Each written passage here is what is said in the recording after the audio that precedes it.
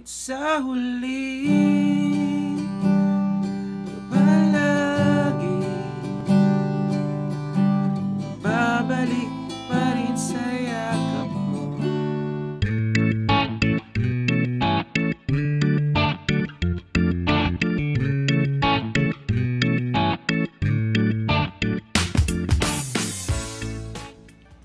Hello guys! Welcome sa ating bagong video tutorial. Ang tututuro natin sa inyo ngayon ay yung pinaka-easing chords ng Kantang Palagi ni TJ Monterde. Okay?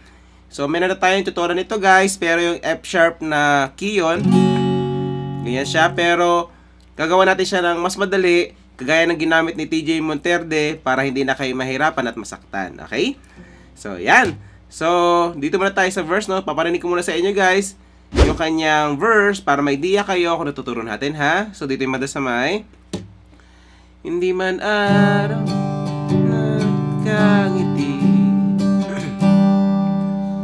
So, ganun siya guys, no? So, paano yun? So, yung mga chords natin guys, para sa verse ay G. G na apat na daliri guys, ha? So, sa kanta na to guys pala, lagi ito nandito yung dalawa na to. So, first string, second string, tapos fifth string naman ito, tapos sixth string naman ito. Okay? G, tapos C add 9. So, ibababa nyo lang to, C add 9. So, ganun pa rin, first string, second string, tapos fourth string na ito, fifth string na ito. Okay? So, 2 times yung gagawin yan guys, no? So, kapag nagawa nyo na 2 times, ay pupunta kayong E minor 7 naman. So, E minor siya na meron sa baba. So, E minor 7. So, 4th string, 5th string ito. Tapos, babalik kayong C add 9. Ayan. So, 2 times yung gagawin yan guys, no? Yung E minor at saka yung C add 9. So, kapag nagawa niyo yan, ay tapos na yung mga verse. Okay? So, ganoon lang kadali yung mga chords niya, no? So, paano naman yung ating strumming pattern para sa buong kanta? So, bibigyan ko yun ng dalawa. Pili na lang kayo kung ano yung gusto nyo. Yung una ay mas madali. So, halimbawa, naka-G kayo, kada chords ay down, up, up, down, up, up, down, down, up. Tapos, lipat ng chords. Down, up, up, down, up, up, down, down, up. Okay? Yung pangalawa naman ay medyo mas mahirap to kaysa sa kanina, pero alam kong kaya nyo to. So, down, up, down, up, down, up, down, up, down, down, up. Yan lang. Down, up, down, up, down, up, down, up, down, down, up. So, nadagdagan lang siya ng down dyan sa kanina, no? So, yan. So, pili na lang kayo guys sa dalawa kung ano yung gusto yung gamitin. Depende sa gusto nyo. So, yan. So, kantahan na kagad natin siya guys, no? Para mas makuha nyo siya na may kasamang kanta. So, pwede nyo ako sabayan. So, dito tayo sa hindi man araw-araw na nagkangiti. Yeah, bababa ko lang para hindi tayo makapiright, no? Ilang beses na rin tayo humihindi, di na mabilang ang ating mga tampuhan. Tapos si minor leo ay pati di na mamalayan. Okay? So, yan. So, ganoon nakadali guys yung mga verse, no? And then after nun ay pupunta na tayo mga pre-chorus. So, doon ay banda sa may heto tayo.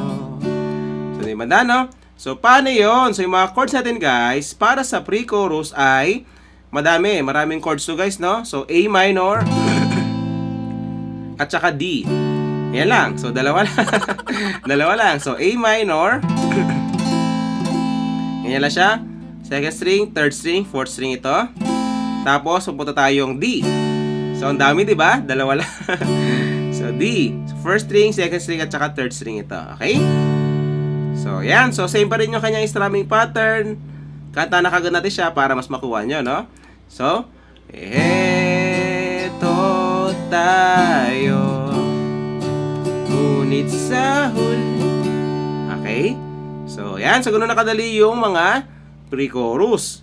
And then after nun ay pupunta na tayong chorus.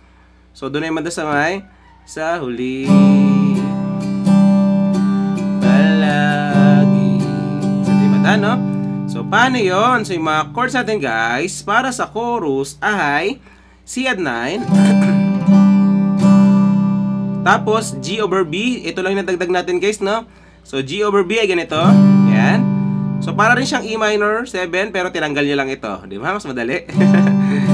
G over B, tapos A minor. Tapos pupunta kayong D. Ayan, so 2 times yung gagawin yan guys, no? Pag nagawa nyo na 2 times, ay pupunta kayong A minor. Tapos G. And then C add 9. Tapos C add 9 ulit. Ayan, so ganoon na kadali yung mga chorus, no? So same pa rin yung kanyang strumming pattern. Kanta na kagad natin siya para mas makuha nyo, no? So, ngunit sa huli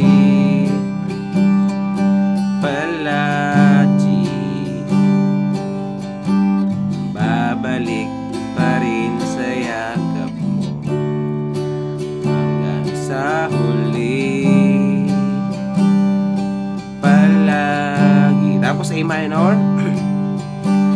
Pipiliin kong maging sa'yo. Tapos sa ganun ng mga chords, ulit-ulitin man, nais kong malaman mo iyo. C add 9 ako. Tapos C add 9 ulit. Palagi. Okay? So, yan. So, ganun nakadali yung mga chorus. And then, after nun, ay meron lang siyang maiksing interlude. So, mga chords doon ay palagi. Tapos, C add 9. So, 2 times yung gagawin yun. Palagi. Tapos, C add 9 ulit. Yan. Yan, so ganoon nakadali yung mga interlude. So, G at saka C add 9, 2 times siya lang gagawin yon. And then after nun ay pupunta na kayong verse, tapos pre-chorus ulit, and then chorus ulit, and then meron siyang bridge, okay? So, doon ay madasamay sa pagdating ng ating pilak at ginto. So, yung mga chords doon ay E minor, tapos D, C add 9, tapos C add 9 ulit. Pagkatapos nun ay G over B. Tapos G, C add 9, C add 9. Okay? So, yan. So, ganun nakadali guys yung mga bridge. And then after nun ay pupunta na tayong last chorus. Same pa rin yung mga chords niya. Pagkatapos nun ay tapos na yung kanta. So, yan. Sasabi ko sa inyo, makukuha nyo yan, guys, no? Again, kung gusto nyo makuha yung with capo version, ay puntahan nyo lang yung isang video natin para matugtog nyo rin. Ayan. Kahit may capo. Okay? So, yan. So, enjoy sa bago nyo matutugtog, guys. Kita tayo sa next video natin. Bye!